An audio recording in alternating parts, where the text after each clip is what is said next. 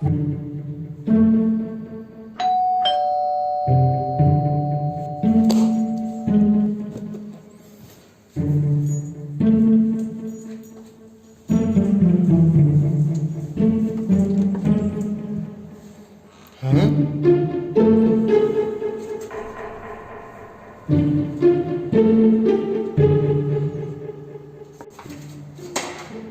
again. So what's up guys, how's it going? Today we're gonna finally talk about this bad boy here. This was a computer that a friend told me he didn't know what to do with it, he didn't want it anymore. So he asked me if it had any value. And I thought about selling it on Brazilian eBay for him, but I looked at the parts and I decided to buy it from him. And I probably paid more than what I should, but now it sits on my collection. And on this video, I took it out of the case, put it on the test bench so we could talk about the parts, see what it can do on games, and I hope you enjoyed the video. Check it out. The motherboard in this combination is the ASUS Formula III Crosshair. It was released in 2009 with the AMD 790FX chipset at a price of $200. The 790FX chip was geared to enthusiasts having all kinds of options for overclocking, and this motherboard specifically included a PCI Express sound card of its own.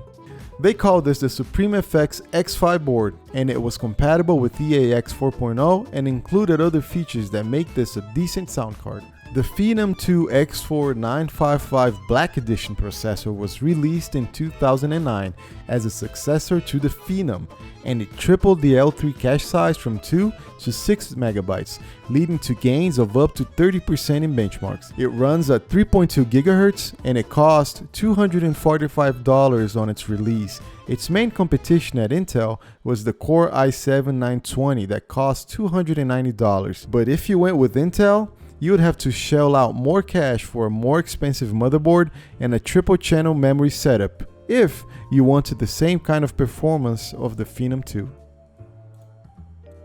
They also expanded its cool and quiet technology, and that seems dumb, but using this old computer next to my editing rig just made me realize how much noise my editing computer makes. The Phenom II, when not on load, runs very quiet. With this model processor at the time, a group of guys called Limit Team managed to get 7.127 GHz, reaching the highest overclock ever yet. And at one point, some other guy called Maki even beat the world record in 3D Mark 2005. That's 2 for 2 for the Phenom II Black Edition. Of course, being a high-end motherboard with an AMD chipset, the Formula 3 supports Crossfire, and one of the coolest features for me is the amount of physical buttons on this thing. On the bottom part of the board, it has a start button for booting, a reset button, and a MemOK button. The MemOK button sets the memory timings to a safe configuration for easy boot up. And that's not all. It also has a clear CMOS button on the back of the board, so in case your overclock fails, you can reset the BIOS without having to mess with any pins. That gives this board a total of 4 physical buttons, and that is definitely a win. Oh, it also comes with an LCD add-on for post errors, but mine didn't come with one, so oh well. The GTX 260 was released in 2008 with a price tag of $400.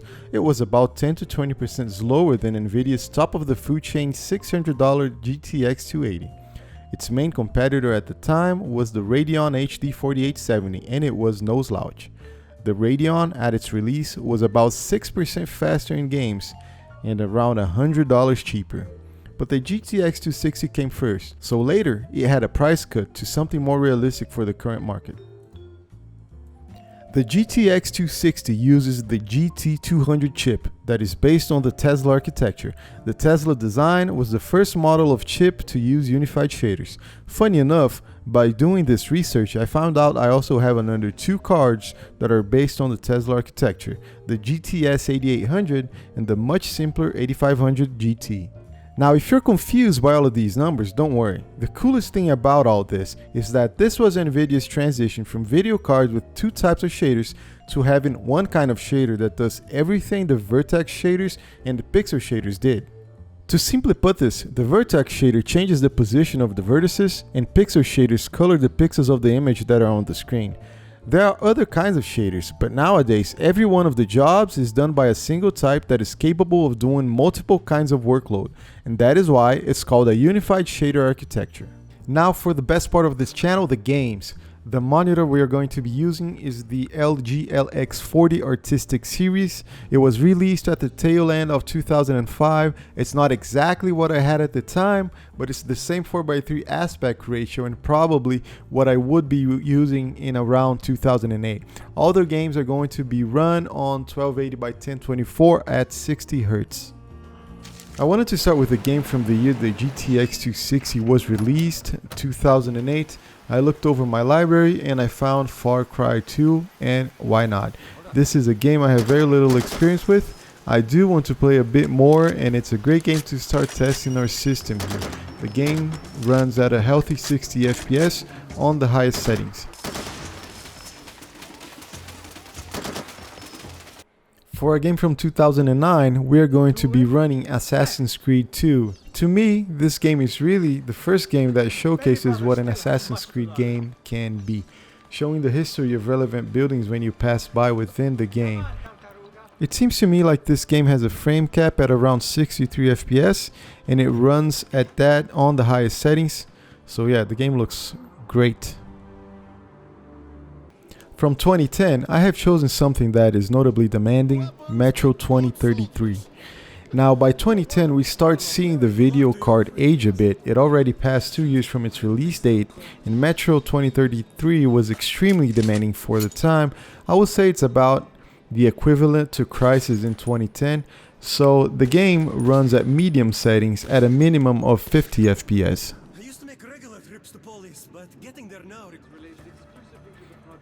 For a game from 2011, we are running Deus Ex Human Revolution. I played this game a bit at the time, and to me it's the best one of the series. It runs very well at 60 to 80 FPS at medium to high settings.